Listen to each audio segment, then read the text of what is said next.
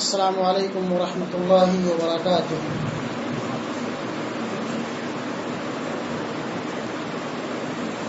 ان الحمد للہ نحمده ونستعینه ونستغفره ونعوذ باللہ من شرور انفسنا ومن سیئات اعمالنا من يهده الله فلا مضل له ومن يضلل فلا هادي له واشهد ان لا اله الا الله وحده لا شريك له واشهد ان محمدا عبده ورسوله يا ايها الذين امنوا اتقوا الله حق تقاته ولا تموتن الا وانتم مسلمون يا ايها الناس اتقوا ربكم الذي خلقكم من نفس واحده وخلق منها زوجها وبث منهما رجالا كثيرا ونساء واتقوا الله الذي تساءلون به والارحام ان الله كان عليكم رقيبا يا ايها الذين امنوا اتقوا الله وقولوا قولا سديدا يصلح لكم اعمالكم ويغفر لكم ذنوبكم ومن يطع الله ورسوله فقد فاز فوزا عظيما اما بعد فان خير الحديث كتاب الله وخير الهدي هدي محمد صلى الله عليه وسلم وشر الأمور محدثاتها وكل محدثة بدعة وكل بدعة ضلالة وكل ضلالة في النار. عن أبي هريرة رضي الله تعالى عنه عن النبي صلى الله عليه وسلم قال: سبعة يذلهم الله في ذله يوم لا ذل إلا ذله الإمام العادل وشاب نشا في عبادة الله ورجل قلبه معلق في المساجد ورجلان تحابا في الله اجتمع عليه وتفرق عليه ورجل دعته امرأة ذات منصب وجمال فقال إني أخاف الله ورجل تصدق بصدقة فأخفاها حتى لا تعلم شماله ما تنفق يمينه ورجل ذكر الله خاليا ففازت عيناه رواہ البخاری ومسلم رحمهم اللہ۔ رب اشرح لي صدری ويسر لي امری واحلل عقدۃ من لسانی يفقهوا قولی رب زدنی علما ربنا تقبل منا انك انت السمیع العلیم۔ محترم بزرگوں، نوجوان ساتھیوں، دینی ملی اخوان، خطبہ مسنونہ کے بعد صحیح بخاری اور صحیح مسلم کی جس روایت کو آپ کے سامنے پیش کیا گیا ہے، اس حدیث مبارکہ کی روشنی میں آج ہمارے اس درس کا موضوع وہ کون سے 7 خوش نصیب قسم کے لوگ ہوں گے جنہیں رب العالمین کل قیامت کے دن اپنے عرش کے سائے تلے جگہ دے گا۔ میرے بھائیوں بزرگوں، ہم اور آپ جانتے ہیں کہ قیامت کا دن برحق ہے۔ ایک نہ ایک دن قیامت قائم ہوگی۔ ہم انسانوں کو اس دنیا کو چھوڑ کر کے اللہ رب العالمین کے سامنے حاضر ہونا ہے، اپنے پائی پائی کا حساب و کتاب دینا ہے۔ ہم انسان اس دنیا کے اندر جو کچھ بھی اعمال کرتے ہیں، چاہے وہ اچھائیوں کی شکل میں ہو یا برائیوں کی شکل میں ہو، ہم تمام لوگوں کو کل قیامت کے دن رب العالمین کے سامنے اپنے تمام اعمال کا حساب و کتاب دینا ہے۔ وہ قیامت کا دن جہاں انسان نفسی نفسی کے عالم میں ہوگا، پریشانی اور مصیبت کے عالم میں ہوگا، جہاں انسان ایک ایک نیکی کے لیے ترس رہا ہوگا، جہاں انسان مادرزاد ننگے ہوں گے، جہاں ایک باپ اپنے بیٹے سے، ایک بیٹا اپنے باپ سے، ایک ماں اپنی بیٹی سے، ایک بیٹی اپنی ماں سے، ایک سگا بھائی اپنے سگے بھائی سے دور بھاگ رہے ہوں گے۔ کیوں؟ اس لیے کہ میرا باپ، میرا بیٹا، میری ماں، میری بہو، میری بیوی، میرا شوہر مجھ سے ایک نیکی نہ مانگ لے اور میری نیکیوں کے اندر کمی آ جائے۔ وہ قیامت کا دن اتنا خطرناک اور بھیانک ہوگا جس کے متعلق اللہ رب العالمین اپنے مقدس کلام کے اندر بیان فرماتا ہے کہ قیامت کا ایک دن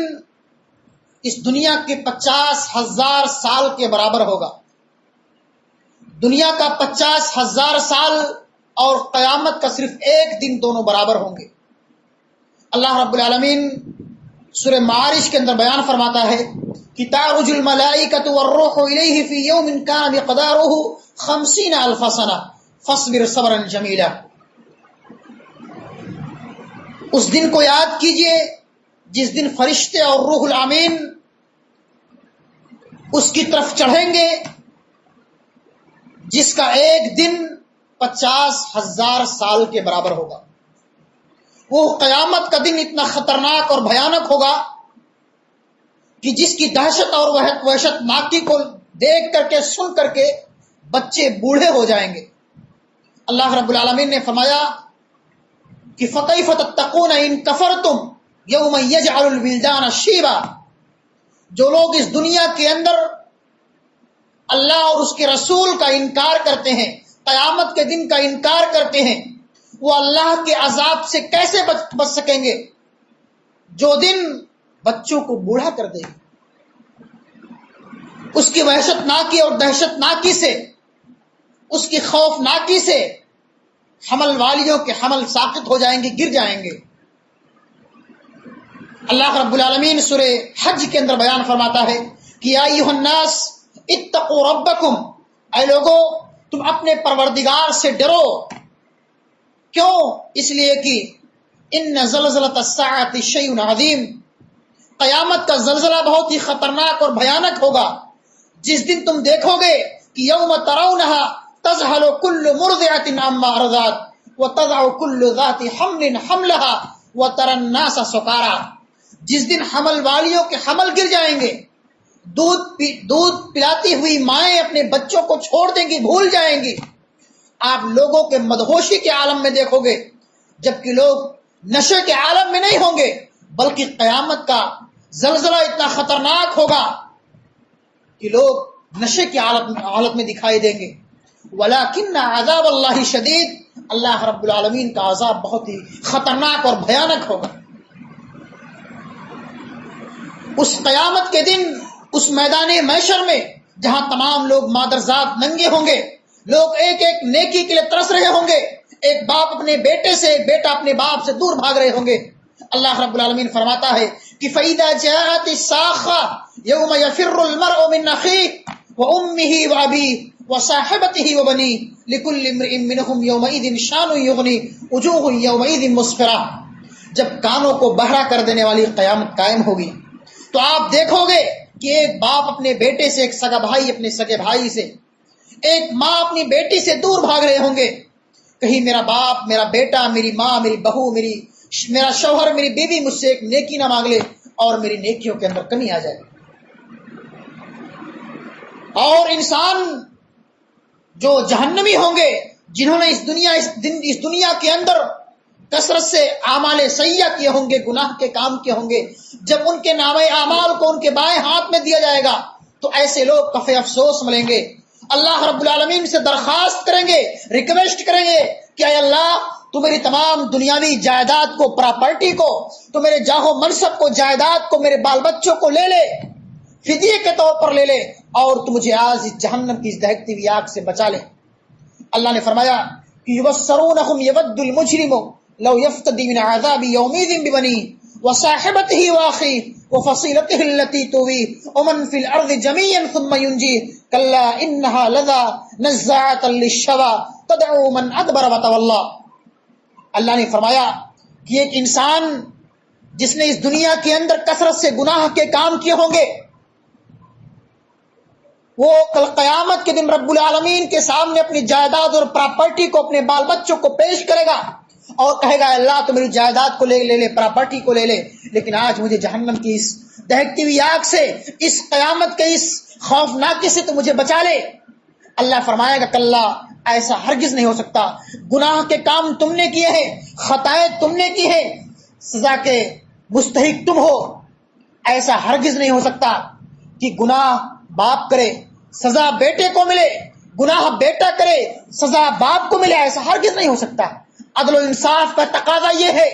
کہ گناہ جس نے کیا ہے سزا اس کو ملنی چاہیے۔ اللہ رب العالمین گنہگاروں کو، جہنمیوں کو گھسیٹتے ہوئے جہنم کے دہکتی ہوئی آگ کے اندر چھونک دے گا۔ وہ قیامت کا دن جس دن تمام لوگ مادرزاد ننگے ہوں گے، حضرت عائشہ فرماتی ہے کہ اللہ کے رسول جب سب لوگ مادرزاد ننگے ہوں گے تو کیا ایک انسان ایک عورت کی طرف یا ایک عورت ایک مرد کی طرف نہیں دیکھ رہے ہوں گے؟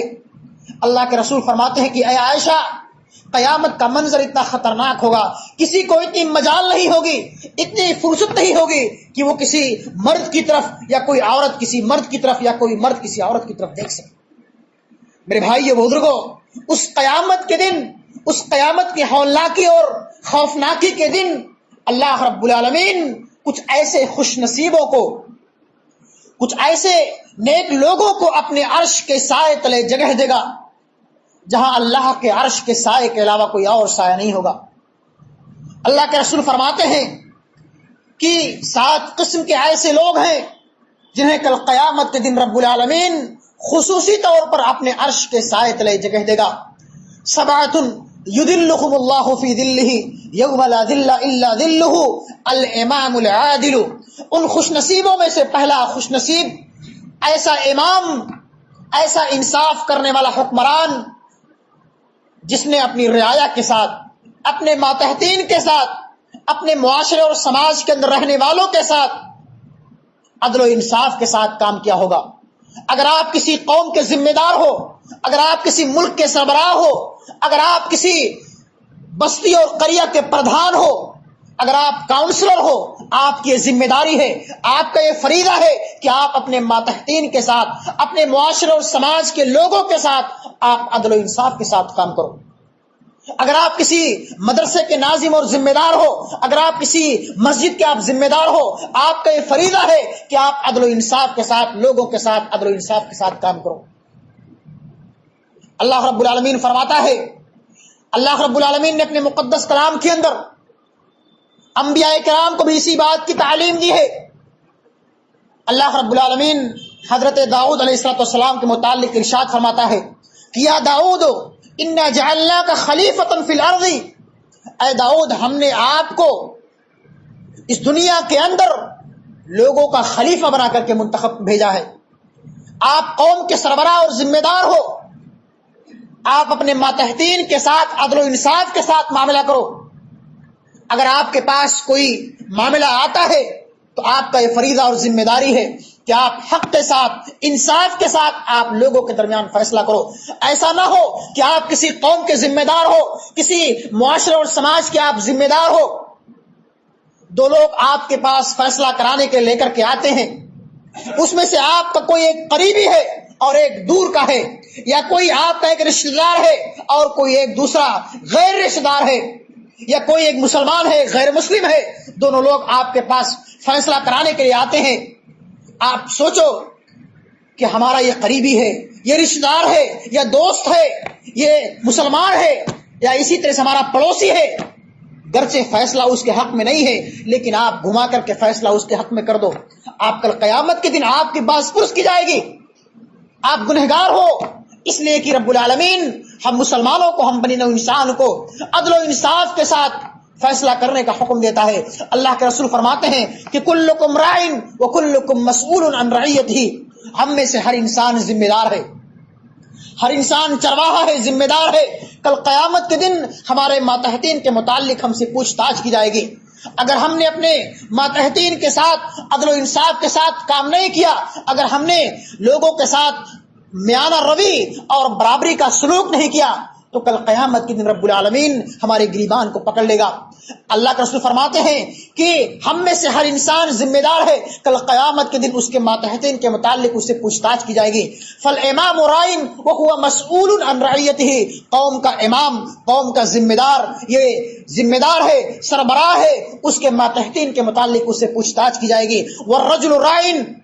وهو مسئول فی بیتہ، اور ایک آدمی، ایک قوم کا، ایک گھر کا ذمہ دار بھی وہ اپنے گھر والوں کا ذمہ دار ہے. کل قیامت کے دن اس کے گھر والوں کے متعلق بھی اس سے پوچھ تاچھ کی جائے گی. اگر آپ گھر کے بڑے بوڑھے ہو, گھر کے ذمہ دار ہو, اگر آپ گھر کے گارجین ہو, تو آپ سے آپ کے گھر والوں کے متعلق پوچھ تاچھ کی جائے گی. اگر آپ کے 2 بیٹے ہیں, اگر آپ نے اپنے دونوں بیٹوں کے ساتھ عدل و انصاف کا معاملہ نہیں کیا, ایک بیٹے کے ساتھ آپ نے دوسرا معاملہ کیا اور دوسرے بیٹے کے ساتھ آپ کا معاملہ دوسرا رہا, تو کل قیامت کے دن آپ کی بات پوچھ کی جائے گی. آپ گنہگار ہو اس لیے کہ اللہ رب العالمین آپ کو اپنے بیٹوں کے ساتھ, اپنے بچوں کے ساتھ, اپنے گھر والوں کے ساتھ, اپنے معاشرے اور سماج کے افراد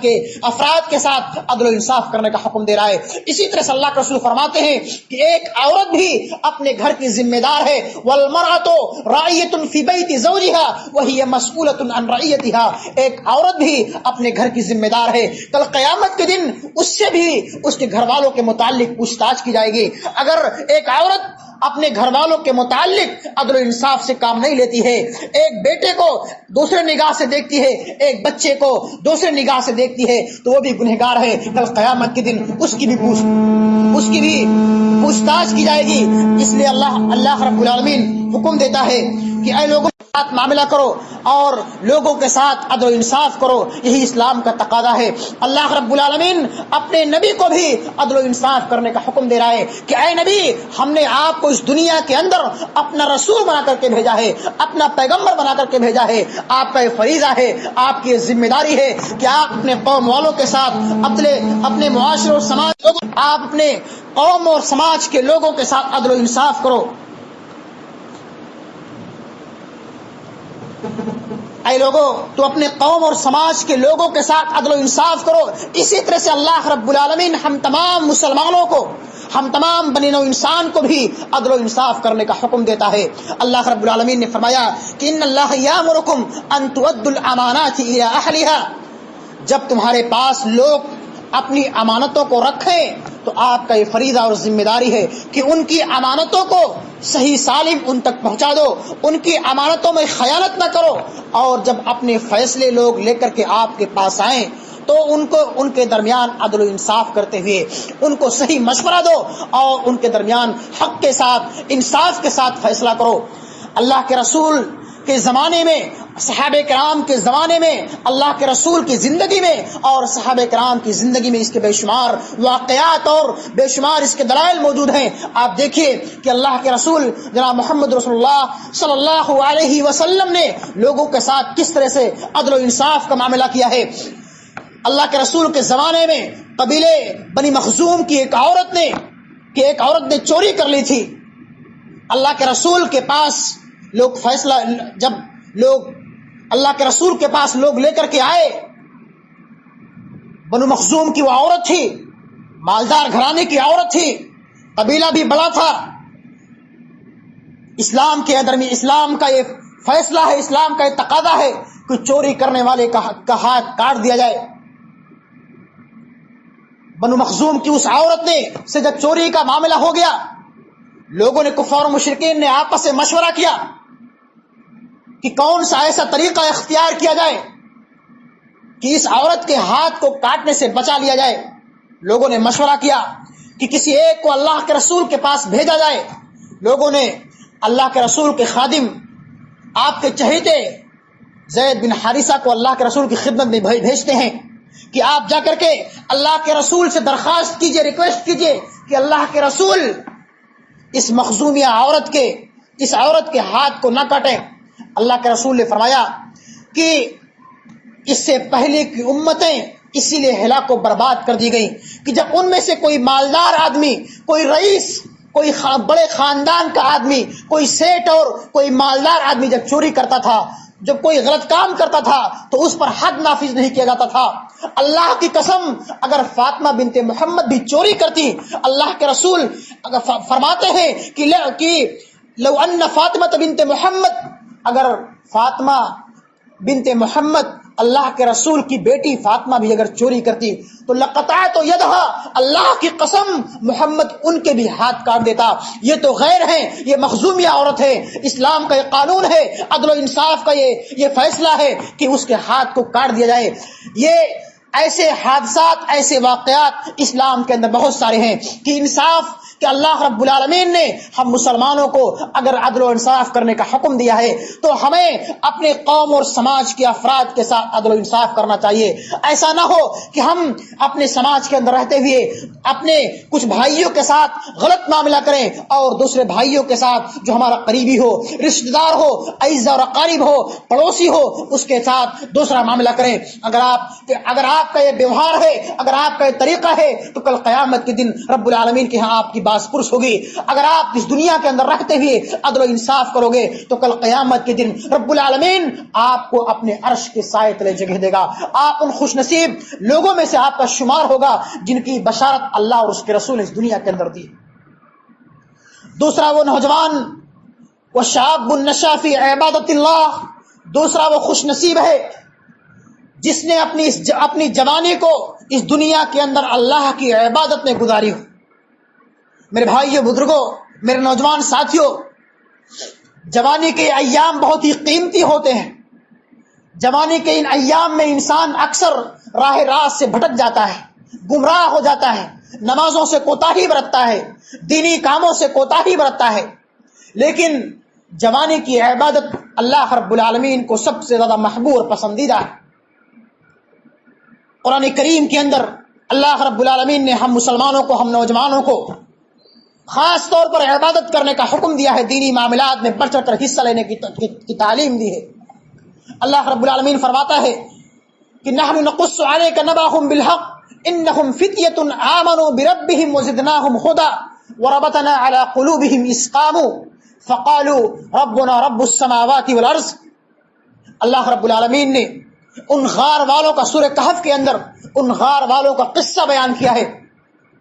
جنہوں نے اپنے ایمان کو بچانے کے لیے، جو ایسے معاشرے اور سماج کے اندر رہتے تھے، جو معاشرہ برائیوں میں لت پت تھا، جو معاشرہ کفر پرستی اور بت پرستی کی آماج گاہ بنا ہوا تھا، اس معاشرے اور سماج میں کچھ ایسے نوجوان بھی تھے جو دیندار تھے، متقی اور پرہیزگار تھے۔ جب اس سماج کے اندر رہتے ہوئے ان کو اپنے ایمان کا خطرہ لاحق ہوا، انہوں نے اپنی قوم کو، اپنی بستی کو چھوڑ کر کے ایک غار کے اندر پناہ لی۔ انہی لوگوں کا واقعہ اللہ رب العالمین نے قرآن کریم کے اندر ذکر فرمایا ہے اور ان کے اوصاف حمیدہ کو بیان فرمایا ہے کہ وہ ایسے نوجوان تھے جنہوں نے اپنے ایمان کو بچانے کے لیے، اپنے ایمان کی حفاظت کے لیے اپنی قوم کو چھوڑ کر کے، اپنی بستی کو چھوڑ کر کے ایک غار کے اندر پناہ لیے ہوئے تھے۔ نحن نقص علیک نبأہم بالحق انہم فتیۃ آمنوا بربہم وزدناہم ہدی وربطنا علی قلوبہم اذ قاموا۔ اللہ نے ان کے دلوں کو مضبوط کر دیا، ان کے ایمان کو پختہ کر دیا اور ان کے واقعات کو اور ان کے اس کارنامے کو تا قیامت کے لیے اپنے مقدس کلام کے اندر محفوظ کر دیا۔ یہ جوانی جو نہایت ہی قیمتی ہے، اس جوانی کے قیمتی ایام میں رب العالمین ہم مسلمانوں کو، ہم نوجوانوں کو خاص طور پر اپنی عبادت کرنے کا حکم دیتا ہے، کثرت سے نمازوں کے اہتمام کے ساتھ ساتھ دینی معاملات میں بڑھ چڑھ کر کے حصہ لینے کی تعلیم دیتا ہے۔ اس نوجوانی کے متعلق، اس زندگی کے متعلق، اس جوانی کے قیمتی ایام کے متعلق رب العالمین کل قیامت کے دن ہم سے پوچھ تاچھ کرے گا۔ اللہ کے رسول فرماتے ہیں کہ اے نوجوانوں، اے امت مسلمہ کے افراد، تم اپنی اس جوانی کے قیمتی ایام کو غنیمت سمجھو۔ اللہ کے رسول فرماتے ہیں اغتنم خمسا قبل خمس شبابک قبل حرمک، تم 5 چیزوں کو 5 چیزوں سے پہلے غنیمت جانو۔ اپنی جوانی کو اپنے بڑھاپے سے پہلے، اس سے پہلے کہ تمہارا آپ کا بڑھاپا ہے، اپنی جوانی کے اس قیمتی ایام کو غنیمت سمجھو۔ وشبابک قبل حرمک وصحتک وحیاتک قبل موتک، اپنی زندگی کو اپنی موت سے پہلے آپ غنیمت سمجھو۔ وصحتک قبل سقمک، اپنی تندرستی کو اپنی بیماری سے پہلے آپ غنیمت سمجھو۔ وغناک قبل فقرک، اور اپنی مالداری کو اپنی غریبی سے پہلے آپ غنیمت سمجھو۔ اس حدیث کے اندر اللہ کے رسول نے بہت ہی اہم باتیں اور اہم پوائنٹس ہم کو بتلائی ہیں کہ اپنی زندگی کو اپنی موت سے پہلے آپ غنیمت جانو. اس سے پہلے کہ ہماری موت ہمارے آنکھوں کے سامنے نظر آئے، اس دنیا کے اندر آپ کثرت سے اعمال حسنہ کر لو. اپنے اس جوانی کے قیمتی ایام میں آپ کثرت سے اعمال حسنہ کر لو، اس سے پہلے کہ آپ کا بڑھاپا آئے. بڑھاپا آنا نہ آنا یہ کسی کو معلوم نہیں کہ ہمارا بڑھاپا آئے گا کہ نہیں آئے گا. اللہ نے آج ہم کو زندگی دی ہے. آج اس زندگی کو آپ غنیمت سمجھتے ہوئے اس دنیا کے اندر رہتے ہوئے کثرت سے نیکیاں کر لو. اللہ اور اس کے رسول کے بتائے ہوئے تعلیمات اور احکامات پر عمل کر لو، اس لیے کہ یہی نیکیاں کل قیامت کے دن آپ کے کام آنے والی ہیں. جب انسان مر جائے گا اس کے تمام نیکیوں کے راستے بند ہو جاتے ہیں. جب تک انسان اس دنیا کے اندر زندہ رہتا ہے، نیکیاں کرتا ہے، بھلائیاں کرتا ہے، نمازیں پڑھتا ہے، روزے رکھتا ہے، صدقات و خیرات کرتا ہے، نوافل کا اہتمام کرتا ہے، لوگوں کو بھلائیوں کا حکم دیتا ہے، برائیوں سے روکتا ہے، اس طرح سے نیک اعمال کرتا رہتا ہے. لیکن جیسے ہی انسان مر گیا اس کے تمام نیکیوں کے راستے بند ہو جاتے ہیں. اللہ کے رسول فرماتے ہیں کہ اذا مات الانسان انقطع عنه عمله الا من ثلاث الا من صدقة جارية او علم ينتفع به او ولد صالح يدعو له. انسان جب مر جاتا ہے تو اس کے نیکیوں کے تمام راستے بند ہو جاتے ہیں. صرف 3 چیزیں ایسی رہتی ہیں کہ انسان کے مرنے کے بعد بھی ان نیکیوں کا ثواب اس کو ملتا رہتا ہے. الا من صدقة جارية، انسان نے اس دنیا کے اندر رہتے ہوئے کوئی صدقہ جاریہ کر دیا ہو، او علم ينتفع به، یا اس کے علم کے ذریعے سے لوگ اس دنیا کے اندر فائدہ اٹھاتے ہوں، او ولد صالح يدعو له، انسان نے اپنے پیچھے اپنے نیک اور صالح اولاد چھوڑے ہوں، اپنے اولاد کی صحیح تربیت کی ہو، ان کو کتاب و سنت کی تعلیم دی ہو، ان کو 5 وقتہ نمازوں کا اہتمام کرنے والا بنایا ہو، کہ اپنے باپ کے مرنے کے بعد اس کی اولاد اس دنیا کے اندر نمازوں کا اہتمام کرے، صدقات و خیرات کرے، اپنے والدین کے حق میں دعائیں کرے کہ اے اللہ تو میرے والدین کے گناہوں کو معاف کر دے، ان کے درجات کو بلند کر دے، ان کی خطاؤں کو معاف کر دے. تو اللہ رب العالمین اس کی اولاد کی دعاؤں کو سن کر کے اس کے والدین کے درجات کو بلند کرتا رہتا ہے. ان 3 نیکیوں کے علاوہ اور کوئی ایسا عمل نہیں ہے کہ انسان کے مرنے کے بعد بھی اس کی نیکیاں جاری رہتی ہیں.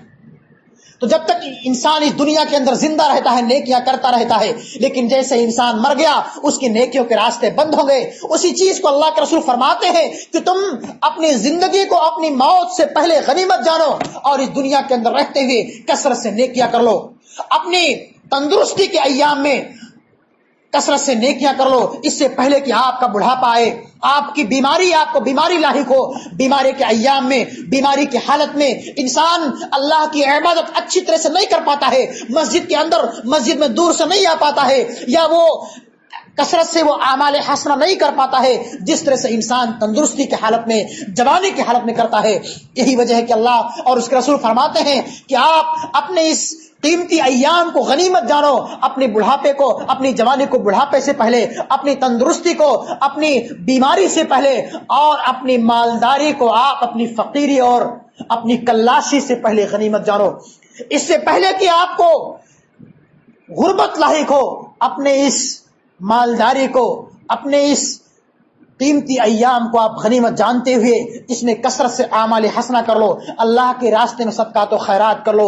نیکیوں کے کام کر لو، اللہ کے زکوٰۃ کی ادائیگی کر لو، غریبوں اور محتاجوں کا تعاون کر لو، بیواؤں اور فقیروں اور کلاشوں کا آپ تعاون کر دو، اس لیے کہ یہی نیکیاں کل قیامت کے دن آپ کے کام آنے والی ہیں. اس دنیا فنا ہو جائے گی دنیا، اور ہم موت کی گھاٹ اتر جائیں گے. اللہ رب العالمین فرماتا ہے کہ کل نفس ذائقۃ الموت وانما توفون اجورکم یوم القیامہ فمن زحزح عن النار وادخل الجنہ فقد فاز وما الحیاۃ الدنیا الا متاع الغرور. اے لوگو، یہ دنیا کی زندگی محض دھوکے کا سامان ہے. ایسا انسان اپنے مقصد میں کامیاب اور کامرا ہے جس کو کل قیامت کے دن جہنم کی دہکتی ہوئی آگ سے بچا لیا جائے اور جنت کے اندر داخل کر دیا جائے. اگر ہم چاہتے ہیں کہ رب العالمین ہمیں بھی اپنے بلند بالا جنتوں کے اندر داخل کرے تو ہمیں اس دنیا کے اندر کثرت سے اعمال حسنہ کرنے پڑیں گے، اور اس قیمتی ایام میں، اس جوانی اور اس زندگی میں آپ کو اس دنیا کے اندر رہتے ہوئے اللہ کے انعامات سے استفادہ کرتے ہوئے، اللہ کے ان بے شمار احسانات سے مستفید ہوتے ہوئے آپ کو اس دنیا کے اندر کثرت سے نیکیاں کرنی پڑیں گے۔ اور اس جوانی کے متعلق، اس زندگی کے متعلق کل قیامت کے دن رب العالمین ہم سے پوچھ تاچھ کرے گا۔ اللہ کے حبیب فرماتے ہیں کہ لا تزول قدم ابن آدم یوم القیامت حتی یسأل عن خمس عن عمرہ فیما افناہ۔ بندے کے قدم کل قیامت کے دن رب العالمین کے سامنے سے اس وقت تک ہٹ نہیں سکتے جب تک کہ اللہ بندوں سے 5 چیزوں کے بارے میں سوال نہ کر لے۔ عن عمرہ فیما افناہ، اللہ نے ہم کو یہ زندگی دی ہے، اس زندگی کے متعلق ہم سے پوچھے گا کہ آپ نے اپنی زندگی کو کہاں گنوایا، کہاں کھپایا، دنیاوی خرافات پہ آپ نے گنوایا یا اللہ کی عبادت میں آپ نے صرف کیا۔ وعن شبابہ فیما ابلاہ، اور اس جوانی کے متعلق اللہ ہم سے پوچھے گا کہ آپ نے اپنی جوانی کے اس قیمتی ایام کو کہاں صرف کیا، اللہ کی عبادت میں خرچ کیا یا یہی دنیاوی خرافات میں، دنیاوی مٹر گشتیوں میں آپ نے اپنے اس قیمتی ایام کو یہی خرچ کر دیا۔ اور ومالہ من این اکتسبہ، آپ نے اس مال کو کہاں سے کمایا اور کہاں خرچ کیا، اس کے متعلق بھی اللہ ہم سے پوچھے گا۔ اس لیے میرے بھائیوں، اور اللہ نے جتنا ہم کو علم دیا ہے، جتنا ہمارے پاس علم ہے، اس کے مطابق آپ نے کتنا عمل کیا، اس کے متعلق بھی اللہ رب العالمین سے پوچھ تاچھ کرے گا۔ اس لیے ہمارے اوپر یہ فریضہ عائد ہوتا ہے، یہ ذمہ داری عائد ہوتی ہے کہ ہم ان نصوص کی روشنی میں، ان دلائل کی روشنی میں اپنے اعمال کا محاسبہ کرتے ہوئے اس دنیا کے اندر کثرت سے نیکیاں کریں۔ یہی نیکیاں کل قیامت کے دن کام آنے والی ہیں۔ اگر آپ نے اپنے ان قیمتی ایام کو، ان جوانی کے اس قیمتی ایام کو اس دنیا کے اندر اللہ کی عبادت میں خرچ کر لیا، اللہ کی عبادت میں لگا دیا، تو یقیناً کل قیامت کے دن رب العالمین آپ کو اپنے عرش کے سائے تلے جگہ دے گا۔ آپ ان خوش نصیبوں میں سے ہو گئے جنہیں کل قیامت کے دن اللہ کے عرش کا سایہ نصیب ہوگا۔ تیسرا وہ شخص ہوگا ورجل قلبہ معلق فی المساجد، تیسرا وہ نوجوان، وہ انسان جس کا دل ہمیشہ مسجدوں سے لگا رہتا ہو۔ بندہ ایک نماز پڑھ کر کے مسجد سے نکلا کہ اس کو دوسرے نماز کی فکر ہے کہ ابھی اذان ہوگی، جا کر کے مسجد کے اندر ہم کو نماز پڑھنی ہے، ابھی ہم ظہر کی نماز پڑھ کر کے مسجد سے نکلے ہیں، ابھی ہم کو عصر کی نماز پڑھنے کے لیے مسجد کے اندر آنا ہے۔ اگر انسان کے ذہن و دماغ کے اندر یہ فکر رہتی ہے، یہ ولولہ اور جذبہ رہتا ہے، یہ امنگ اور طلب رہتی ہے، تو اللہ رب العالمین ایسے نوجوانوں کو، ایسے انسانوں کو کل قیامت کے دن اپنے عرش کے سائے تلے جگہ دے گا۔ اور اللہ کی مسجدوں کو ایسے ہی خوش نصیب لوگ آباد کرتے ہیں۔ انما یعمر مساجد اللہ من آمن باللہ والیوم الآخر، جو اللہ پر اور اس کے رسول پر اور قیامت کے دن پر ایمان لاتے ہیں اور اس دنیا کے اندر کثرت سے نیکیاں کرتے ہیں، ایسے لوگوں کو کل قیامت کے دن رب العالمین کے عرش کے سائے تلے جگہ ملے گا۔ ورجلان تحابا فی اللہ اجتمع علیہ وتفرق علیہ، اور چوتھا وہ خوش نصیب ہوگا، وہ ایسے دو دوست، ایسے دو لوگ جو آپس میں میل محبت کے ساتھ، الفت و محبت کے ساتھ، بھائی چارگی کے ساتھ ملتے ہیں، اور جب جدا ہوتے ہیں تو ان کے درمیان بھی وہی الفت، وہی محبت، وہی بھائی چارگی برقرار رہتی ہے۔ ایسا نہیں کہ دونوں جب ملتے ہیں تو الفت و محبت کے ساتھ ملتے ہیں، لیکن جب جدا ہوتے ہیں تو ان کے دلوں کے اندر بغض و حسد ہوتا ہے، کینہ کپٹ ہوتا ہے۔ ایسا نہیں، بلکہ جب دو دوست آپس میں ملتے ہیں تو محبت کے ساتھ، بھائی چارگی کے ساتھ ملتے ہیں۔ تو ایسے خوش نصیب جو آپس میں بھائی چارگی کو قائم کرتے ہیں، الفت و محبت کے ساتھ ملتے ہیں، اس دنیا کے اندر زندگی گزارتے ہیں، جب تک اس دنیا کے اندر رہتے ہیں محبت کے ساتھ رہتے ہیں، بھائی چارگی کے ساتھ رہتے ہیں، ایسے خوش نصیبوں کو کل قیامت کے دن رب العالمین اپنے عرش کے سائے تلے جگہ دے گا۔ پانچواں خوش نصیب ہوگا جس کے بارے میں اللہ کے رسول فرماتے ہیں کہ ورجل دعته امرأة ذات منصب وجمال فقال انی اخاف اللہ، ایسا نوجوان جس کو کسی نوجوان خوبصورت جاہ و منصب والی عورت نے دعوت گناہ دی ہو، زناکاری کی طرف آمادہ کیا ہو، لیکن اس نوجوان نے، اس انسان نے کہا ہو کہ انی اخاف اللہ، میرے دل کے اندر اللہ کا ڈر ہے، اللہ کا خوف ہے، میں یہ گناہ کا کام نہیں کر سکتا، یہ زناکاری، یہ بدکاری، یہ فحاشی کے کام میں نہیں کر سکتا۔ اگر اس گناہ کے کام کو انسان، چاہے وہ مرد ہو یا عورت ہو، اگر اللہ کے ڈر سے ایسا انسان، ایسا مرد، ایسی عورت اس گناہ کو، اس بدکاری کو، اس زناکاری کو محض اللہ کی رضا کے خاطر چھوڑ دیتا ہے تو اللہ رب العالمین ایسے انسان سے خوش ہوتا ہے، راضی ہوتا ہے۔ آپ دیکھیے قرآن کریم کے اندر اللہ رب العالمین نے حضرت یوسف علیہ السلام کے متعلق بیان فرمایا۔ وہ بھی ایک نوجوان تھے، جب ان کو عزیز مصر بادشاہ کی بیوی نے ان کو ورغلایا، ان کو بہکایا اور تمام دروازوں کو بند کر دیا اور ان کو اس بات کی دعوت دی کہ آؤ اور میرے ساتھ بدکاری کرو، زناکاری کرو۔ حضرت یوسف علیہ السلام ایک نوجوان تھے، خوبصورت تھے، تندرست تھے۔ انہوں نے کہا معاذ اللہ، اللہ کی پناہ، ایسا گناہ کا کام میں ہرگز نہیں کر سکتا، اس لیے کہ میرے دل کے اندر اللہ کا ڈر ہے، اللہ کا خوف ہے۔ اگر وہ چاہتے تو دروازے بند تھے، بادشاہ کی بیوی تھی، حسین و جمیل تھی، خوبصورت تھی، وہ گناہ کے کام کر سکتے تھے، کسی کو کان و کان خبر نہیں ہوتی، لیکن انہوں نے اس گناہ کے کام کو محض اللہ رب العالمین کی رضا جوئی کی خاطر اس سے باز رہے۔ اور حضرت یوسف نے کہا کہ میں اپنے بادشاہ کے ساتھ خیانت نہیں کر سکتا، اس بادشاہ نے جس نے مجھ کو پالا اور پوسا ہے، میری پرورش کی ہے، مجھ کو لوگوں نے لا کر کے بیچ دیا تھا، اس بادشاہ نے مجھ کو خریدا ہے، میری پرورش کی ہے، میں اپنے بادشاہ کے ساتھ، اپنے محسن کے ساتھ خیانت نہیں کر سکتا۔ اور دوسری بات یہ ہے کہ میرے دل کے اندر میرے پروردگار کا خوف ہے، ڈر ہے، ایسے گناہ کا کام میں ہرگز نہیں کر سکتا۔ اللہ رب العالمین نے ان کو اس گناہ سے بچا لیا۔ اور آپ دیکھیں قرآن کریم کے اندر اللہ رب العالمین نے ایسے واقعات کو بیان فرمایا ہے کہ جو لوگ اللہ رب العالمین کا ڈر رکھتے ہوئے، اللہ رب العالمین کا تقوی، اللہ کی پرہیزگاری رکھتے ہوئے اپنے دلوں کے اندر ایسے خرافات سے، ایسے گناہ کے کام سے بچے رہتے ہیں، ایسے لوگوں کو اللہ کا قرب حاصل ہوتا ہے، اللہ کا تقرب حاصل ہوتا ہے، ایسے لوگ اللہ کے مقرب بندے بن جاتے ہیں، اور جب وہ اللہ سے دعائیں کرتے ہیں تو رب العالمین ان کی دعاؤں کو سنتا اور قبول فرماتا ہے۔ صحیح بخاری اور صحیح مسلم کی روایت ہے کہ 3 لوگ، اللہ کے رسول فرماتے ہیں کہ 3 لوگ کہیں جا رہے تھے، راستے میں کہیں جا رہے تھے، تیز بارش ہونے لگی، طوفان آ گیا۔ ان تینوں نے ایک پہاڑ کے اندر، ایک غار کے اندر پناہ لی۔ جب وہ پہاڑ کے اندر، غار کے اندر چلے گئے، اوپر سے ایک چٹان کھسک کر کے آ کر کے غار کے منہ کو بند کر دیتا ہے۔ وہ تینوں پریشان ہوتے ہیں، غار کے اندر پریشان۔ وہ کہتے ہیں، آپس میں مشورہ کرتے ہیں اور کہتے ہیں کہ ہم اس غار سے اس وقت تک نہیں نکل سکتے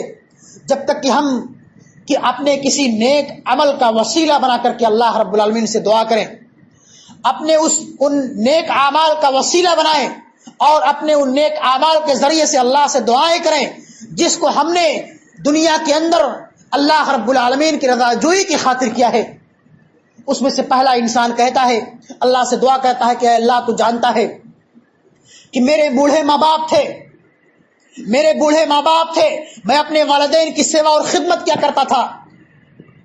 ان کو کھلاتا اور پلاتا تھا، ان کی پرورش کیا کرتا تھا، ان کی پرداخت کیا کرتا تھا، ان کی دیکھ ریکھ کیا کرتا تھا۔ ایک مرتبہ ایسا ہوا کہ میں اپنی بکریوں کو لے کر کے دور نکل گیا، جب واپس آیا اپنی بکریوں کو دودھ کو دوہا، دیکھا جب دودھ کے پیالے کو لے کر کے اپنے والدین کے کمرے میں داخل ہوا، دیکھا میرے والدین سو چکے ہیں۔ میں دودھ کا پیالہ لے کر کے اپنے والدین کے سرہانے کھڑا رہا، ان کے جاگنے کا انتظار کرتا رہا، یہاں تک کہ میرے بچے بھوک کی وجہ سے روتے رہے، چلاتے رہے، بلبلاتے رہے، میرے قدموں کے نیچے چیختے اور چلاتے رہے۔ اے اللہ تو جانتا ہے کہ میں ہمیشہ اپنے والدین کی خدمت کیا کرتا تھا، اور میں نے آج بھی مناسب نہیں سمجھا کہ اپنے والدین کی خدمت کرنے سے پہلے اپنے بچوں کو دودھ پلاؤ۔ اے اللہ تو جانتا ہے کہ میں ہمیشہ اپنے والدین کی خدمت کیا کرتا تھا، اگر یہ عمل، اگر میرے والدین کی خدمت تیری بارگاہ میں مقبول ہے تو اے اللہ تو آج ہمیں جس مصیبت میں، جس پریشانی میں آج ہم لاحق ہیں، گرفتار ہیں، اے اللہ تو ہمیں اس پریشانی مصیبت سے نکال دے۔ اللہ کے رسول فرماتے ہیں کہ چٹان تھوڑی سی کھسک جاتی ہے، اللہ اس بندے کی دعا کو قبول کر لیتا ہے، اور چٹان تھوڑی سی کھسک جاتی ہے، دوسرا آدمی دعا کرتا ہے کہ اے اللہ تو جانتا ہے کہ میری ایک چچازاد بہن تھی، میں اس سے بہت پیار اور محبت کیا کرتا تھا۔ ایک مرتبہ ایسا ہوا کہ سماج کے اندر قحط سالی پڑ گئی، میری وہ چچیزاد بہن میرے پاس آتی ہے کچھ پیسے مانگنے کے لیے۔ میں نے اس کو 120 دینار کی شرط پر دیے کہ وہ اپنے آپ کو میرے حوالے کر دے، کہ تنہائی میں مجھ سے ملے،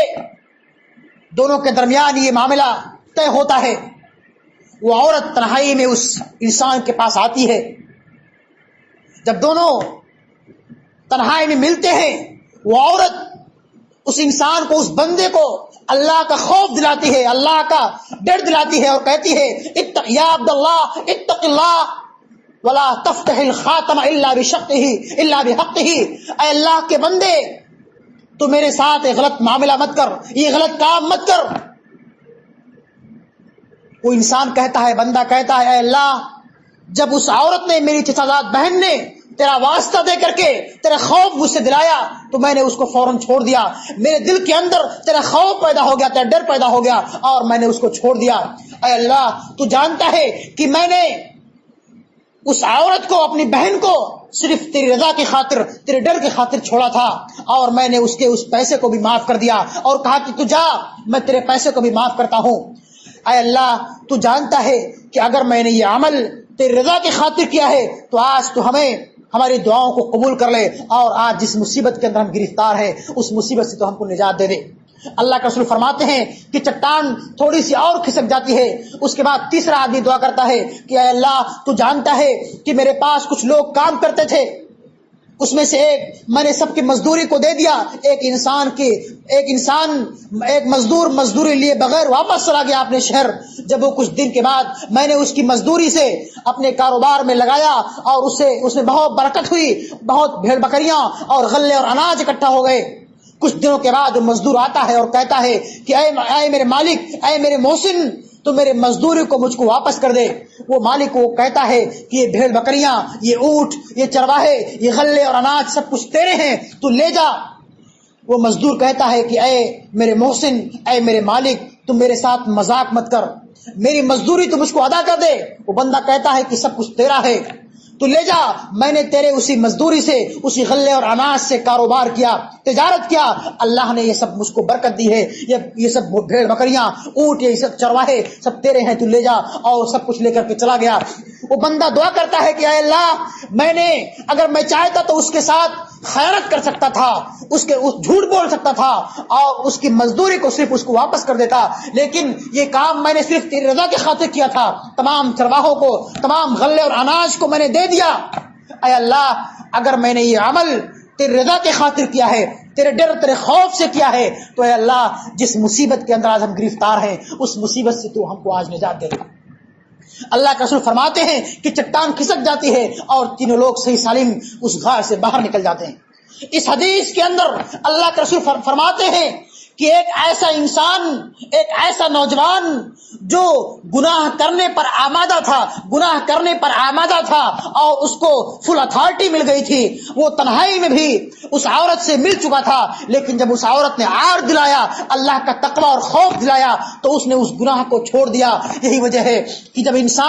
انسان کے دل کے اندر اللہ کا ڈر پیدا ہو جاتا ہے، اللہ کا تقوی پیدا ہو جاتا ہے، تو انسان کی اللہ رب العالمین سے جب لو لگاتا ہے تو اللہ بندے کی دعاؤں کو سنتا اور قبول فرماتا ہے، اور ایسے انسان اللہ کے مقرب بندے بن جاتے ہیں، اور اللہ رب العالمین ایسے انسانوں کو اپنا مقرب بندہ بنا لیتا ہے۔ اور اللہ فرماتا ہے کہ وَأَمَّا مَنْ خَافَ مَقَامَ رَبِّهِ وَنَهَى النَّفْسَ عَنِ الْهَوَىٰ فَإِنَّ الْجَنَّةَ هِيَ الْمَأْوَىٰ، جو لوگ کل قیامت کے دن رب العالمین کے سامنے کھڑے ہونے سے ڈرتے رہے اور اس دنیا کے اندر نیک اعمال کرتے رہے، ان کے لیے جنت الفردوس ہے، جنت کے اندر بلند بالا مقام ہے۔ لیکن جو لوگ اس دنیا کے اندر گناہ کے کام کرتے رہے، معصیت کے کام کرتے رہے، خرافات کے کام کرتے رہے، بدعات کے کام کرتے رہے، ایسے لوگوں کا ٹھکانہ جہنم ہوگا۔ اس لیے میرے بھائیوں، بزرگوں، میرے دوستوں، میرے نوجوان ساتھیوں، میرے محترم بزرگوں، میری ماں اور بہنوں، اللہ نے ہم کو یہ بہترین موقع دیا ہے، یہ قیمتی ایام دیے ہیں، یہ زندگی دی ہے۔ آپ اس قیمتی ایام کی قدر کیجئے، اپنی زندگی سے، اپنے ان بہترین مواقع سے آپ بہترین فائدہ اٹھائیے، اپنے ان قیمتی ایام کو اللہ کی عبادت میں خرچ کیجئے، اور اس زمانے کی آپ قدر کرتے ہوئے اس کو کثرت سے اللہ کی عبادت میں گزاریے۔ اگر آپ نے اپنی اس زمانے کی قیمتی ایام کی قدر کر لی، اللہ کی عبادت کر لی، اپنے آپ کو، اپنے نفس کو گناہوں سے بچا لیا، اپنے نفس پر کنٹرول کر لیا، نفسانی خواہشات کی اتباع اور پیروی سے آپ دور رہے، تو یقیناً کل قیامت کے دن رب العالمین آپ کو اپنے عرش کے سائے تلے جگہ دے گا۔ لیکن اگر آپ نے اپنے اس قیمتی ایام کو یوں ہی برباد کر دیا اور نفسانی خواہشات کے پیچھے آپ پڑ کر کے اس دنیا میں لہو لعیب کے چکر میں پھنس کر کے آپ نے اس دنیا کے اندر یوں ہی مٹر گشتیوں میں اور دنیا میں خرافات میں آپ لگے رہے، تو کل قیامت کے دن آپ کو ذلیل و رسوا ہونا پڑے گا، اور اس میدان محشر میں جہاں انسان پریشانی کے عالم میں ہوں گے، مصیبت کے عالم میں ہوں گے، جہاں لوگ پسینے میں ڈوبے ہوئے ہوں گے، پسینے میں شرابور ہوں گے، کوئی اپنے ٹخنوں تک، کوئی گھٹنوں تک، کوئی کمر تک، کوئی سینے تک، کوئی اپنے پسینوں میں ڈبکی لگا رہا ہوگا، وہاں انسان اس پریشانی اور مصیبت کے عالم میں ہوگا۔ ضرورت اس بات کی ہے کہ ہم نوجوان، ہم انسان اس دنیا کے اندر رہتے ہوئے کثرت سے اعمال حسنہ کریں، نیکیاں کریں، اس لیے کہ یہی نیکیاں کل قیامت کے دن ہمارے کام آنے والی ہیں۔ اور چھٹا وہ انسان ہوگا وَرَجُلٌ تَصَدَّقَ بِصَدَقَةٍ فَأَخْفَاهَا حَتَّى لَا تَعْلَمَ شِمَالُهُ مَا تُنْفِقُ يَمِينُهُ۔ چھٹا وہ خوش نصیب ہوگا جس نے اس دنیا کے اندر اپنے داہنے ہاتھ سے کچھ خرچ کیا اور اس کے بائیں ہاتھ کو بھی پتہ نہیں چلا۔ وَرَجُلٌ تَصَدَّقَ بِصَدَقَةٍ فَأَخْفَاهَا حَتَّى لَا تَعْلَمَ شِمَالُهُ مَا تُنْفِقُ يَمِينُهُ۔ نہایت ہی خفیہ کے ساتھ، نہایت ہی خاموشی کے ساتھ اللہ کے راستے میں وہ صدقات و خیرات کرتا رہا، غریبوں کی مدد کرتا رہا، بیواؤں کی پرورش کرتا رہا، یتیموں کی کفالت کرتا رہا، اور اس طرح سے اللہ کے راستے میں نہایت ہی خاموشی کے ساتھ صدقات و خیرات کرتا رہا، تو ایسے خوش نصیب بھی کل قیامت کے دن رب العالمین کے عرش کے سائے تلے جگہ پائیں گے۔ اگر ہم اس دنیا کے اندر رہتے ہوئے اللہ کے دیے ہوئے مال کو خرچ کریں گے تو اللہ رب العالمین کی خوش نصیبی ہم کو حاصل ہوگی، لیکن اگر ہم اس دنیا کے اندر رہتے ہوئے اللہ کے دیے ہوئے مال کو خرچ بھی کریں لیکن ہمارا مقصد یہ ہو کہ ہمارا مقصد ریاکاری اور مکاری ہو، شہرت و نمود ہو اور دکھلاوا مقصود ہو، تو ہماری یہ نیکیاں کل قیامت کے دن ہمارے کچھ کام نہیں آئیں گی۔ اس لیے کہ انسان کے تمام اعمال کا دار و مدار اس کی نیتوں پر ہوتا ہے۔ انسان جس نیت کے حساب سے جو عمل کرے گا اس کی نیت کے حساب سے اس کو عمل ملے گا۔ اللہ کے رسول فرماتے ہیں کہ انما الاعمال بالنیات وانما لكل امرئ ما نوى۔ انسان کے تمام اعمال کا دار و مدار اس کی نیتوں پر ہوتا ہے۔ اور اللہ کے رسول فرماتے ہیں کہ ان اللہ لا ينظر الى صوركم واموالكم ولكن ينظر الى قلوبكم واعمالكم۔ انسان اس دنیا کے اندر جو کچھ بھی اعمال کرتا ہے، اللہ رب العالمین بندے کے شکل و صورت کو، اس کی خوبصورتی اور بدصورتی کو، اس کی جائیداد اور پراپرٹی کو نہیں دیکھتا ہے، وَلَكِنْ يَنْظُرُ إِلَىٰ قُلُوبِكُمْ وَأَعْمَالِكُمْ۔ رب العالمین بندے کے دلوں کو دیکھتا ہے، اس کے اعمال کو دیکھتا ہے کہ بندہ اگر نماز پڑھ رہا ہے، روزہ رکھ رہا ہے، اللہ کے راستے میں صدقات و خیرات کر رہا ہے تو کس نیت کے ساتھ کر رہا ہے، بندے کی نیت کیا ہے، محض دکھلاوا مقصود ہے یا اپنے پروردگار کو راضی اور خوش کرنا مقصود ہے۔ اگر ہم 5 وقتہ نمازوں کا اہتمام کریں، صدقات اور خیرات کرتے رہیں، زکوٰۃ کی ادائیگی کرتے رہیں، روزے پر روزے رکھیں، حج پر حج اور عمرے پر عمرہ کرتے رہیں، لیکن ہمارا مقصد یہ ہو کہ لوگ ہم کو حاجی صاحب کہیں، نمازی کہیں، روزے دار کہیں، تہجد گزار کہیں، تو ہماری یہ تمام نیکیاں اللہ کی بارگاہ میں قبول نہیں ہو سکتی۔ اس لیے کہ رب العالمین کو ہمارا تقوی پسند ہے، ہمارا اخلاص پسند ہے۔ اللہ رب العالمین فرماتا ہے سورہ حج کے اندر کہ لن ینال اللہ لحومها ولا دماؤها ولكن ينالہ التقوی منکم۔ اے میرے بندو، تم اس روئے زمین پر جو کچھ قربانیاں پیش کرتے ہو، تم جو کچھ اللہ کے نام پر ذبح کرتے ہو، ان قربانیوں کے خون اور گوشت اللہ کے پاس نہیں پہنچتے۔ آپ اس روئے زمین پر قربانیاں کرتے ہو، اللہ کے نام پر اپنے بکروں کو ذبح کرتے ہو، کوئی 2 بکرا، کوئی 4 بکرا، کوئی 10 بکرا، کوئی 1 بکرا اللہ کے نام پر ذبح کرتا ہے، قربانیوں کے گوشت اور خون اللہ کے پاس نہیں پہنچتے ہیں. لن ینال اللہ لحومها ولا دماؤها ولکن ینالہ التقوی منکم. اللہ کے پاس ہمارے دل کا تقوی اور پرہیزگاری پہنچتی ہے. اگر ہم ایک قربانی اللہ کے راستے میں کر رہے ہیں، اگر ہم ایک بکرا اللہ کے راستے میں ذبح کر رہے ہیں، تو انشاءاللہ العزیز ہمارا ایک بکرا ہی، ایک قربانی ہی اگر اللہ کی بارگاہ میں قبول ہو جائے تو ہمارے لیے کافی ہے. لیکن اگر ہم 10 بکرے اللہ کے راستے میں ذبح کریں، لیکن ہمارا مقصد یہ ہو کہ لوگ ہم کو سیٹ کہیں، مالدار کہیں، سخی اور فیاض کہیں، تو ہمارے یہ بکرے، یہ قربانیاں اللہ کی بارگاہ میں قبول نہیں ہو سکتی اور ہمیں اس کا کوئی اجر و ثواب نہیں ملے گا. اس لیے اللہ کے رسول فرماتے ہیں کہ اگر بندہ اللہ کے راستے میں صدقات و خیرات کر رہا ہے، اللہ کے دیے ہوئے مال کو اللہ کے راستے میں خرچ کر رہا ہے، اللہ کے بندوں پر خرچ کر رہا ہے، غریبوں کی مدد کر رہا ہے، یتیموں کی پرورش کر رہا ہے، تو اس کا مقصد یہ ہونا چاہیے کہ ہمارا پروردگار ہم سے راضی اور خوش ہو جائے. اس کے دلوں کے اندر اخلاص پیدا ہونا چاہیے. اسی چیز کو اللہ کے رسول فرماتے ہیں کہ وَرَجُلٌ تَصَدَّقَ بِصَدَقَةٍ فَأَخْفَاهَا حَتَّى لَا تَعْلَمَ شِمَالُهُ مَا تُنْفِقُ يَمِينُهُ. انسان نے اپنے داہنے ہاتھ سے خرچ کیا، بائیں کو پتہ نہیں چلا. اس کا مطلب یہی ہے کہ انسان نے نہایت ہی خاموشی کے ساتھ، نہایت ہی خفیہ طور پر اللہ کے راستے میں صدقات و خیرات کر دیا. صدقات و خیرات کرنے کے بعد وہ سماج کے اندر آ کر کے واویلا نہیں مچاتا ہے، ڈھڈورا نہیں پیٹتا ہے کہ میں نے فلاں انسان کو 100 روپیہ چندہ دیا، فلاں جگہ مسجد بن رہی تھی میں نے وہاں 1000 روپیہ چندہ دیا، فلاں مدرسے میں نے 5000 چندہ دیا، یا فلاں جگہ یا فلاں غریب کی میں نے مدد کی، یا فلاں یتیم کی میں پرورش کر رہا ہوں. اس طرح سے سماج کے اندر رہتے ہوئے جس طرح سے بھی ہو سکتے ہیں آپ کو اپنے نیکیوں کو، اپنے صدقات و خیرات کو چھپانا چاہیے. اس لیے کہ یہی نیکیاں، یہی خاموشی اور یہی خفیہ اعمال اللہ کی بارگاہ میں قبول ہوں گے. کبھی کبھی انسان کو اللہ رب العالمین دکھا کر کے بھی خرچ کرنے کی تعلیم دیتا ہے کہ آپ دکھا کر کے، بتلا کر کے اللہ کے راستے میں خرچ کرو. لیکن وہ بہت خاص مواقع ہوتے ہیں، لیکن اکثر انسان پھر بھی وہاں ایسے مواقع پر بھی انسان کے دلوں کے اندر تقویٰ ہونا چاہیے، اللہ کی پرہیزگاری ہونا چاہیے، اور یہ مقصد ہونا چاہیے کہ پروردگار ان صدقات کے ذریعے سے، ان خیرات کے ذریعے سے، ان اعمال کے ذریعے سے ہمارے درجات کو بلند کر دے، ہماری خطاؤں کو معاف کر دے، ہمارے گناہوں کو معاف کر دے. اگر آپ اس دنیا کے اندر رہتے ہوئے خاموشی کے ساتھ اللہ کے راستے میں صدقات و خیرات کرتے ہو تو اللہ رب العالمین کل قیامت کے دن اپنے عرش کے سائے تلے جگہ دے گا. اور 7واں وہ خوش نصیب ہوگا جس کے متعلق اللہ کے رسول فرماتے ہیں کہ وَرَجُلٌ ذَكَرَ اللَّهَ خَالِيًا فَفَاضَتْ عَيْنَاهُ. ایسا خوش نصیب، ایسا متقی و پرہیزگار بندہ، ایسا تہجد گزار، ایسا نمازی جس نے تنہائی میں اللہ کو یاد کیا، اللہ کے سامنے حاضر ہو کر کے، اللہ کے سامنے کھڑے ہو کر کے پتوقتہ نمازوں کے ذریعے سے، تہجد گزاری کے ذریعے سے، دعاؤں کے اہتمام کے ذریعے سے اللہ رب العالمین کے سامنے اپنے دونوں ہاتھوں کو پھیلا کر کے، اپنے دامن کو پھیلا کر کے اللہ سے گریہ وزاری کرتے ہوئے اللہ سے دعائیں کرے، اللہ کے سامنے روئے گڑگڑائے، اللہ سے دعا کرے اے اللہ میں تیرا گنہگار بندہ ہوں، تیرا خطا کار بندہ ہوں، اے اللہ تو ہی بندے کے گناہوں کو معاف کرنے والا ہے، تو ہی ہماری خطاؤں کو معاف کرنے والا ہے، تو ہی ہمارے درجات کو بلند کرنے والا ہے. جب انسان اللہ سے دعائیں کرے اور دعائیں کرتے کرتے انسان کی آنکھوں سے آنسو جاری ہو جائے تو ایسے انسان کو، ایسے خوش نصیبوں کو رب العالمین کل قیامت کے دن اپنے عرش کے سائے تلے جگہ دے گا. وَرَجُلٌ ذَكَرَ اللَّهَ خَالِيًا فَفَاضَتْ عَيْنَاهُ. انسان نے تنہائی میں اللہ کو یاد کیا اور انسان کے آنکھوں سے آنسو جاری ہو گئے. انسان اللہ سے دعائیں کرتا ہے،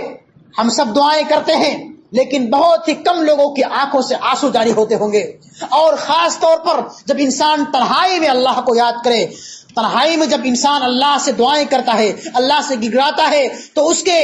اور بندے کے، اللہ اور بندے کے درمیان بہت ہی قرب حاصل ہوتا ہے. اور ایسے مواقع پر اللہ رب العالمین بندے کے دعاؤں کو سنتا اور قبول فرماتا ہے. اس لیے ہم مسلمانوں کو چاہیے، ہم انسانوں کو، ہم مرد و خواتین کو چاہیے کہ ہم کثرت سے رب العالمین سے دعائیں کریں، اللہ سے توبہ کریں، استغفار کریں، اپنے گناہوں پر نادم و شرمندہ ہو کر کے اللہ سے کثرت سے دعائیں کریں. اللہ ہی ہمارے دعاؤں کو قبول کرنے والا ہے. اس کا فرمان ہے کہ تم مجھ کو پکارو، میں تمہاری پکار کو سننے والا ہوں، تمہاری دعاؤں کو قبول کرنے والا ہوں. اور اللہ فرماتا ہے کہ جب میرے بندے مجھ کو پکارتے ہیں، مجھ سے سوال کرتے ہیں، مجھ سے دعائیں کرتے ہیں، تو میں اپنے بندے کی دعاؤں کو سنتا ہوں، ان کی فریاد کو پکارتا ہوں، ان کی فریاد کو قبول کرتا ہوں اور ان کی مرادوں کو پوری کرتا ہوں۔ لہذا بندوں کو چاہیے کہ بندے مجھ سے دعائیں کریں، مجھ سے فریاد کریں۔ وَإِذَا سَأَلَكَ عِبَادِي عَنِّي فَإِنِّي قَرِيبٌ أُجِيبُ دَعْوَةَ الدَّاعِ إِذَا دَعَانِ فَلْيَسْتَجِيبُوا لِي وَلْيُؤْمِنُوا بِي لَعَلَّهُمْ يَرْشُدُونَ۔ اور اللہ نے فرمایا کہ ادعونی استجب لکم، اے میرے بندو تم مجھ کو پکارو، میں تمہاری پکار کو سنوں گا، تمہاری مرادوں کو پوری کروں گا۔ اگر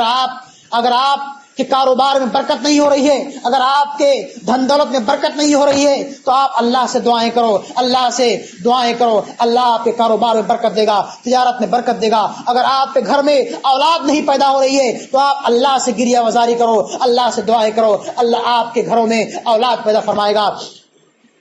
اللہ کا فرمان ہے کہ فَقُلْتُ اسْتَغْفِرُوا رَبَّكُمْ إِنَّهُ كَانَ غَفَّارًا يُرْسِلِ السَّمَاءَ عَلَيْكُمْ مِدْرَارًا وَيُمْدِدْكُمْ بِأَمْوَالٍ وَبَنِينَ وَيَجْعَلْ لَكُمْ جَنَّاتٍ وَيَجْعَلْ لَكُمْ أَنْهَارًا۔ اے نبی آپ کہہ دیجئے کہ اے میرے بندو تم اللہ سے استغفار کرو، جب تم اللہ سے استغفار کرو گے تو ایسی صورت میں رب العالمین آپ پر موسلادھار آسمان سے بارش نازل فرمائے گا،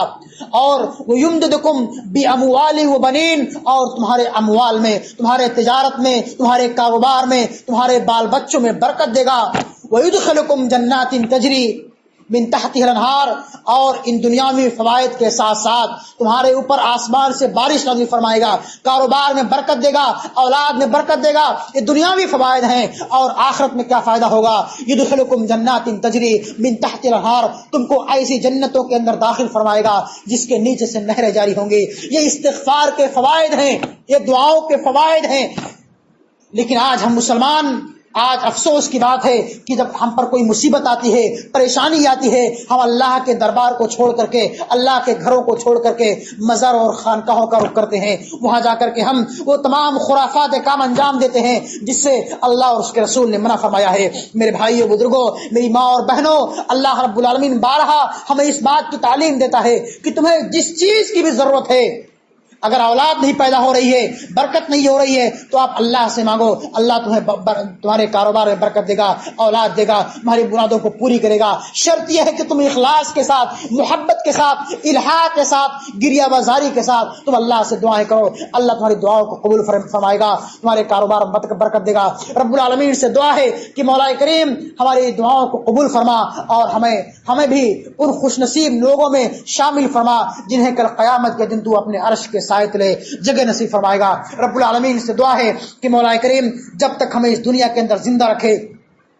ایمان اور اسلام پر زندہ رکھے، رب العالمین تو ہمارا خاتمہ بالخیر فرما۔ رب العالمین تو ہمیں قیامت کی وحشت ناکیوں سے، قیامت کے دہشت ناکیوں سے، قیامت کے بھیانک مناظر سے تو ہمیں معمور اور محفوظ رکھ۔ رب العالمین تو ہمیں اس دنیا کے اندر کثرت سے زیادہ نیک اعمال کرنے کی توفیق عطا فرما۔ رب العالمین تو ہمیں اس دنیا کے اندر رہتے ہوئے عدل و انصاف کے ساتھ معاملہ کرنے کی توفیق عطا فرما۔ ہمارے اس قیمتی جوانی کے ایام کو، قیمتی ایام کو اپنی عبادت میں صرف کرنے کی توفیق عطا فرما، لوگوں کے ساتھ میل محبت کے ساتھ رہنے کی توفیق عطا فرما۔ اے اللہ تو ہمیں اس دنیا کے اندر کثرت سے